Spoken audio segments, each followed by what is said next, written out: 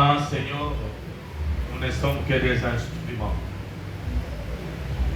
Alors ce matin, Seigneur, nous voulons te laisser cette place afin que toi seul, oh Dieu, puisse régner. Régner dans la vie de tout et chacun de nous. Parce que Seigneur, nous sommes venus non pas pour une réunion quelconque politique que ce soit, mais Seigneur, nous sommes venus en ta présence. Et nous sommes venus t'écouter nous parler. Alors Seigneur, laisse que ce temps soit agréable, Seigneur. Et que tu puisses régner et toucher le cœur de tout et chacun de nous. Je condamne, Seigneur, à la force que tu nous as donnée. Je condamne tout esprit contraire à ta volonté de régner en ces lieux pendant ces moments. Et tout esprit contraire à toi se taise au nom de Jésus. Et nous voulons, Seigneur, que seule ta présence soit manifeste. Merci pour tout ce que tu es. Merci pour tout ce que tu fais. Merci pour tout ce que tu feras, Seigneur, encore et encore. C'est dans le nom puissant, glorieux de notre Seigneur Jésus-Christ. Et ensemble, nous disons Amen. Et nous allons acclamer le Seigneur à la dimension de lui-même. Un homme, il n'est pas un président, il n'est pas un roi, mais il est le roi, il est le Seigneur, il est le Dieu, le créateur de tout le président. Oh, pourquoi nous allons l'acclamer encore et encore. Nous allons l'acclamer dans le Seigneur. Aujourd'hui, c'est notre jour. Amen. En tant qu'enfant de Dieu, c'est notre jour. Et nous devons être dans la joie. Et nous sommes dans la maison de celui qui procure la joie. Amen. Et soyons heureux parce que nous sommes dans sa présence.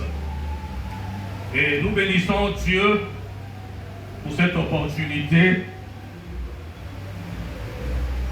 que le Seigneur nous offre.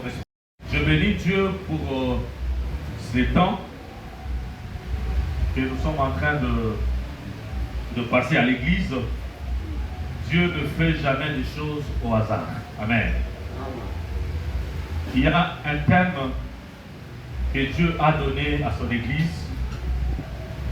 Et ce thème, c'est être fidèle. Amen. Et du haut de cette chair, plusieurs intervenants sont passés ici et ils ont parlé de la part du Seigneur au travers de ce thème d'être un modèle. Je crois que le révérend, quand il avait annoncé ce thème, il avait expliqué, n'est-ce pas, le pourquoi et comment être modèle. Amen. Et d'une manière ou d'une autre, d'être un modèle. Amen. Et je bénis Dieu parce que nous sommes en train d'exploiter ces livres de juges qui d'habitude personnellement je n'ai pas vraiment, je ne lis pas souvent. Et ça vraiment, quand je fais mes recherches, je n'ai jamais eu l'intention de lire le livre de juges. Mais du moins l'Église nous a donné cette opportunité. Alors bien aimés dans le Seigneur, nous allons lire un récit dans la Bible, dans le livre de Juges, chapitre 4, verset 1 à 9. Juges 4, si on peut nous afficher rapidement. Juges 4, verset 1 à 9. Alors nous allons tous nous mettre debout. Dans le royaume de Dieu, Dieu a besoin des hommes. Amen. Dieu a besoin des hommes. Les hommes ont une grande responsabilité. Les femmes aussi ont leur part de responsabilité dans le royaume de Dieu. Alors, bien aimés, comme nous venons de l'entendre dans ces récits, dans ce passage. Dieu a toujours besoin des âmes pour accomplir, n'est-ce pas, ses projets. Dieu a toujours besoin des hommes et des femmes pour accomplir son plan. Voilà pourquoi vous avez vu ici tous ces anciens qui sont passés et qui ont parlé sur ce grand thème, être modèle. Ils ont parlé, ils ont cité quelques noms que nous avions entendus ici. Ce sont des noms, ce sont des personnes que Dieu a utilisées pour être des juges. Amen. Et toutes ces personnes, c'est Dieu lui-même qui les a choisis. Si vous vous souvenez très bien, vous allez comprendre que dans les contextes où nous parlons de juges, c'est dans ces moments où il y avait des troubles à Israël. Et quand nous avons lu, la Bible dit au premier verset, si on peut nous afficher rapidement le premier verset, la Bible dit, les enfants d'Israël firent encore ce qui déplaît à Dieu. Amen. Ici, les enfants d'Israël, parce qu'il y a les mots encore. Les mots encore qui veulent nous dire tout simplement qu'il y avait des choses avant que les enfants d'Israël fassent ce qu'ils sont en train de faire. Ils faisaient encore des choses qui déplaisaient à Dieu. Et ils ont répété encore la même chose en ces temps ici. Amen. Il y a eu des troubles à Israël. Le vendredi, le pasteur, quand il a parlé ici, il n'y avait pas d'ordre en Israël. Il n'y avait pas de roi en Israël. Il n'y avait que des juges. Alors tout le monde, tout celui qui était en Israël à cette époque-là, faisait ce qui lui semblait bon. Amen.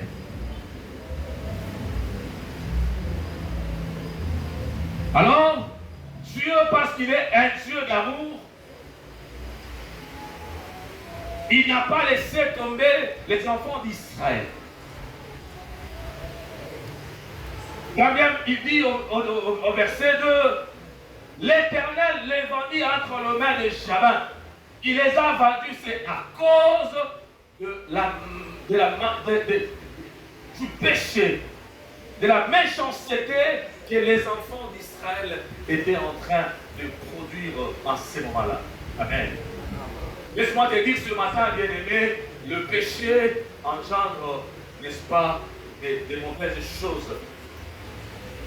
Le péché, bien-aimé, nous amène dans l'esclavage spirituel. Le péché, bien-aimé, dans le Seigneur, ce n'est pas quelque chose de bien. Le péché nous amène dans la souffrance.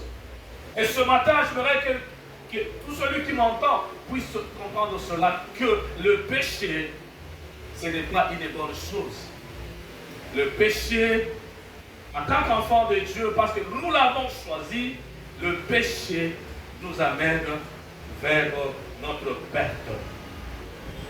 C'est comme ça que le Seigneur, notre Dieu, le Créateur de toutes choses, quand il a regardé les enfants d'Israël, ces gens ici ne comprennent pas.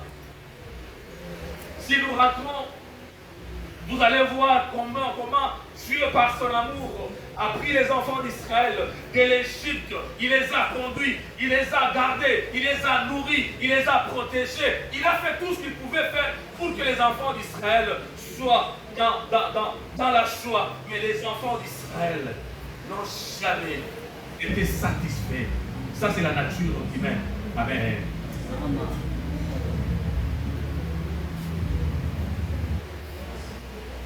Vous allez comprendre que les enfants d'Israël, à l'absence de Moïse, pouvaient collecter tout ce qu'ils avaient comme richesse, comme de l'or. Ils l'ont collecté pour en fabriquer quelque chose qu'ils pouvaient adorer. Voilà un peu la manière, voilà un peu le comportement des humains que nous sommes. Alors que nous savons que la meilleure part, c'est Dieu.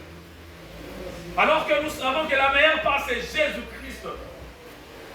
Mais des fois, nous oublions l'essentiel pour s'attacher à ce qui n'est pas essentiel. Alléluia. Dieu a vendu les enfants d'Israël entre les mains de Chaban, qui était le roi de Canaan.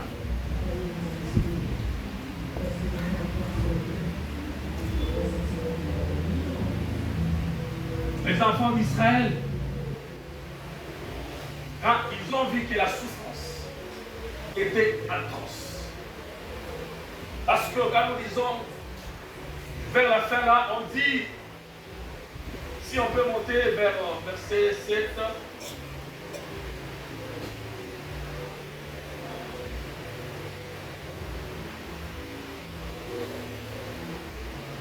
verset 8, verset 9, verset 6, c'est ça, 5, 6.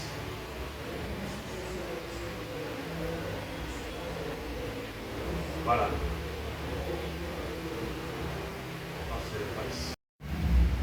Ils ne pouvaient pas circuler librement dans les territoires parce qu'ils étaient sous la puissance du roi Chaban et son armée. Et tout cela, c'est à cause de la dureté de notre cœur, du cœur des enfants d'Israël. Et les enfants d'Israël, ce peuple qui est représenté par nous qui sommes là ce matin. Bien-aimés dans le Seigneur, par notre dureté de cœur, nous allons faire souffrir même des innocents, même ceux-là qui sont autour de nous. Amen. Par notre désobéissance, nous allons faire souffrir même celui qui peut être sous notre responsabilité.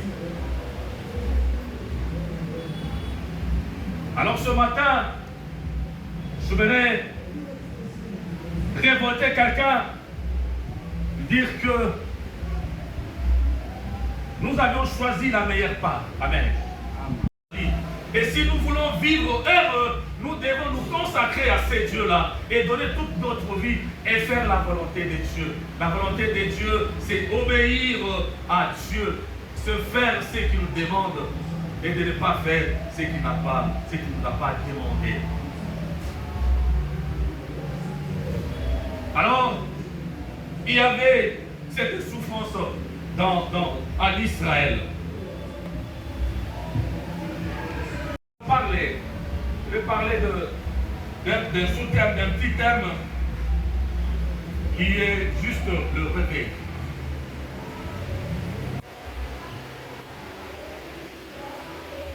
Je vais parler du réveil. Je voudrais demander à nous tous qui est là ce matin de nous réveiller. Amen. Le moment est critique. Ne soyons pas comme ceux-là qui bafouent la parole de Dieu. Jésus-Christ vient bientôt. Amen. Il y a des choses qu'on ne voyait pas. Il y a des choses, la Bible dit, avant que le Seigneur vienne, il y aura des signes qui vont précéder notre roi. Et nous les voyons. Peut-être nous faisons semblant de ne pas voir. Mais je vous assure ce matin, bien-aimés, que ces signes-là sont déjà là. Amen. Et nous devons faire attention.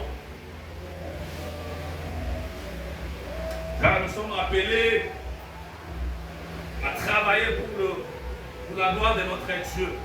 Mais si nous allons à l'encontre de la volonté de Dieu, nous serons perdus, bien-aimés dans le Seigneur. Le temps n'est pas notre faveur. Le temps qui nous reste à vivre est court. Mais le temps que nous allons passer dans l'éternité est long, est grand. Alors nous devons bénéficier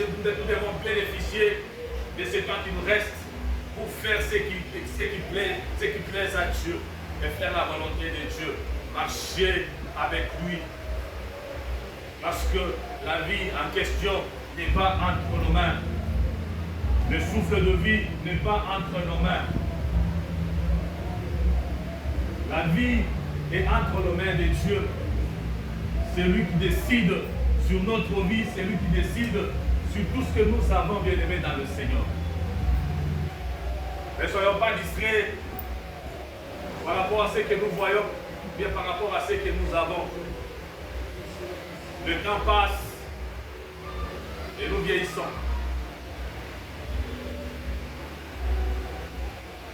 La mort peut frapper à tout moment parce que nous n'avons pas le contrôle de notre vie. Il y a quelqu'un qui contrôle notre vie. Amen. Amen. Oui, bien-aimé dans le Seigneur. Dieu, qui est le Créateur, c'est lui qui a un plan pour chaque personne. Dieu lui-même, quand il travaille avec des principes. Et si nous avions lu ici, nous avions compris que les enfants d'Israël ont repris de mauvaises habitudes. Ils ont commencé à faire des choses qui déplaisaient à Dieu. Des choses qui n'honoraient pas le Seigneur. Et c'est ce qui a envoyé le Seigneur à frapper Israël, en livrant Israël entre les mains des Cananéens. Et les enfants d'Israël ont souffert. Et pourquoi? Parce que les enfants d'Israël n'ont pas respecté le principe de Dieu. Et Dieu les a frappés. Bien-aimés dans le Seigneur. Même nous qui sommes là ce matin, ce n'est pas moi qui l'ai dit, c'est la parole de Dieu. Même nous, bien-aimés, si nous ne respectons pas le principe de Dieu, nous serons frappés. Amen. Les apparences sont trompeuses. Amen. Mais sachez que si nous marchons à la compte de la volonté de Dieu, nous serons frappés d'une manière ou d'une autre. Je ne sais pas ce que tu traverses. Je ne connais pas les problèmes que tu as. Je ne sais pas la souffrance que tu endures. Mais des fois, quand nous sommes là, c'est dimanche, je suis là en veste, mais vous ne savez pas ce que j'endure à l'intérieur. Amen. Mais sachez qu'une chose, bien-aimée dans le Seigneur, quel que soit, si nous sommes à l'encontre de la volonté de Dieu, nous serons frappés. Et ça, c'est la vérité.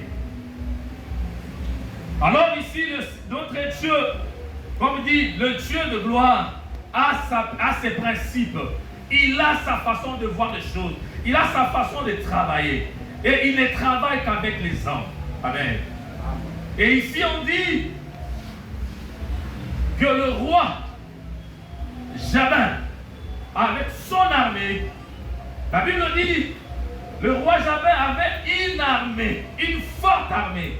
La Bible est en train de commenter que l'armée avait 900 chars.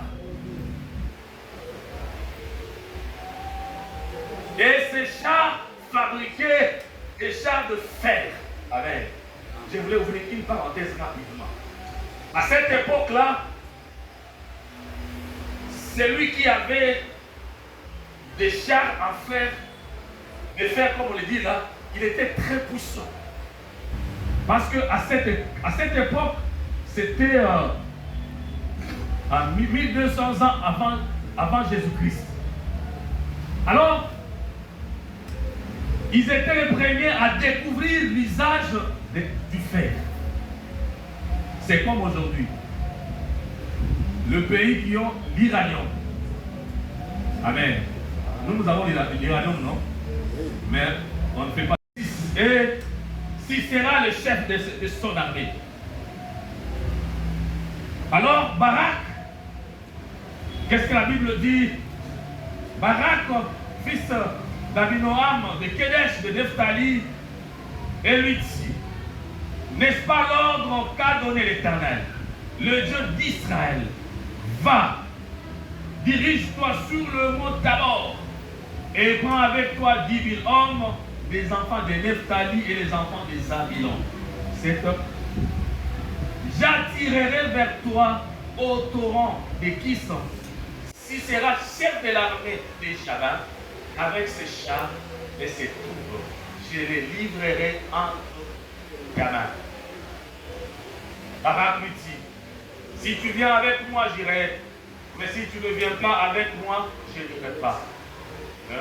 Et répondit, je reviens avec toi, mais tu n'auras point de gloire sur la voie où tu marches, car l'Éternel livrera Sisera entre les mains d'une femme. Amen.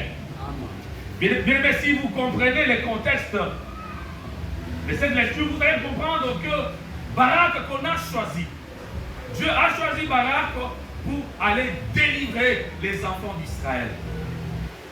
Nous l'avons lu ici, on a parlé de Hud, on a parlé de beaucoup de juges ici qui ont travaillé avec le Seigneur.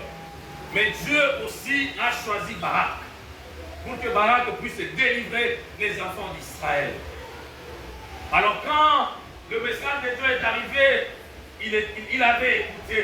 Et Dieu a donné même la promesse, si on peut encore verset 8, verset 17, dit, j'attirerai vers toi au torrent de Kisson. Sisera chef de l'armée de Jabin avec ses chars et ses troupes. Ça c'est Dieu qui parle. C'est Dieu qui donne même le plan. Amen. C'est-à-dire que Dieu, notre Dieu, même devant nos ennemis, devant nos combats, Dieu nous donne déjà des solutions. Il ne reste qu'à nous de le comprendre, de les terroriser et de frapper. Amen.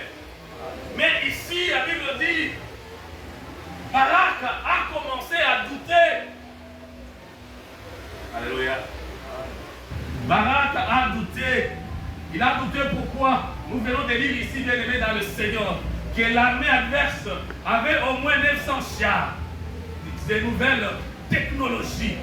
Alléluia. Et il avait peur.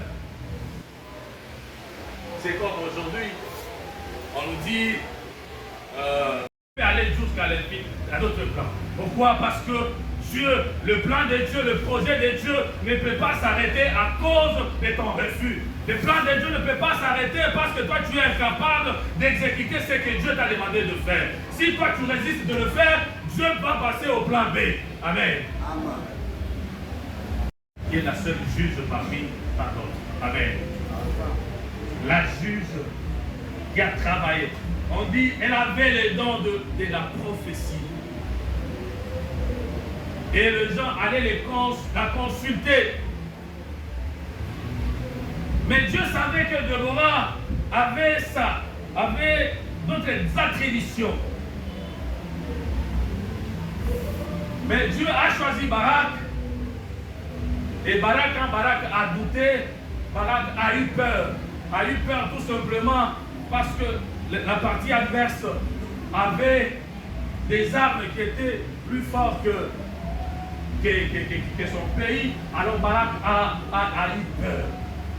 C'est comme ça que Dieu, de gloire, comme je l'ai dit, si le plan A n'est pas exécuté, il va passer au plan B. Dieu a pris Déborah pour aller délivrer les enfants d'Israël. Et être juge à cette époque-là en Israël, c'était quelque chose qui était destiné aux hommes. Pourquoi c'était destiné aux hommes? Parce que le juge à cette époque-là faisait directement le commandant de l'armée d'Israël. Alors à cette époque-là, ceux qui devaient servir comme commandant, ce n'étaient que des hommes. Amen. Alors je voulais dire à une femme ce matin que Dieu a besoin de toi. Dans cette église ici, le Dieu de gloire a besoin de vous, le maman. S'il y a des choses que les hommes ne peuvent pas faire, vous pouvez les faire, et c'est dans le nom puissant de Jésus. Déborah s'est dit, moi je veux travailler avec le Seigneur. Elle avait déjà le don de prophète, de prophétie. Elle travaillait pour la gloire de Dieu. On l'a consulté. Pourquoi je dis ceci, bien aimé dans le Seigneur? Si tu refuses L'offre du Seigneur. Dieu va donner ce qu'il a prévu pour toi. Il va donner ça à une autre personne pour que son travail puisse continuer. Je ne peux pas bloquer le travail de Dieu. Aucun homme, aucune personne ne peut bloquer le travail de Dieu parce que Dieu lui-même a d'autres plans. C'est pourquoi il y a tant de jalousie dans des églises parce que si toi tu refuses, on va donner à cette femme dans l'église qui a déjà les dons de la prophétie, Dieu lui donne encore les dons de la parole. Amen. Amen. Dieu n'a pas besoin de nos diplômes tout simplement. Dieu n'a pas besoin de notre français. Tu peux avoir tes diplômes, tu peux avoir ton français, tu peux avoir tout ce que tu peux avoir des diplômes comme tu le veux, mais si tu n'exerces pas, si tu n'exécutes pas la demande de Dieu, l'ordre de Dieu, Dieu va prendre ce qu'il devait te donner, il va donner à une autre personne. C'est pourquoi il y a des tas de problèmes dans les églises, des jalousies, parce que lui, elle là, pourquoi elle fait ça, pourquoi elle se montre. Non, bien aimé dans le Seigneur, parce qu'elle est prêt, elle est prête pour accepter ce que le Seigneur lui demande de faire. Amen. Amen. Mais ce matin, que nous puissions aimer le Seigneur. Obéir, l'obéissance à ce que Dieu nous demande de faire. Amen. Barak a oublié que le Dieu qu'il a envoyé, c'était un Dieu puissant.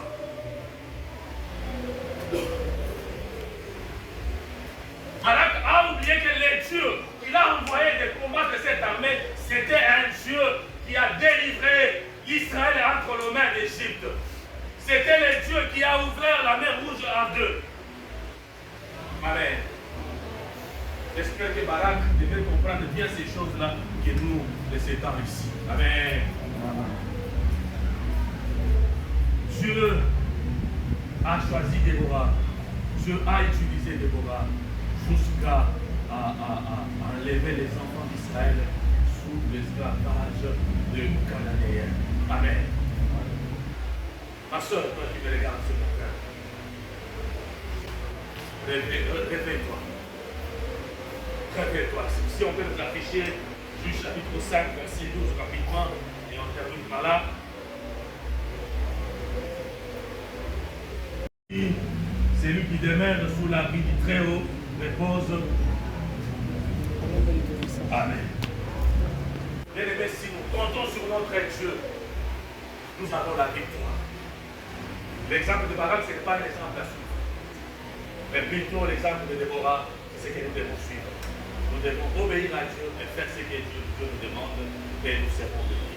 Que Dieu bénisse sa parole.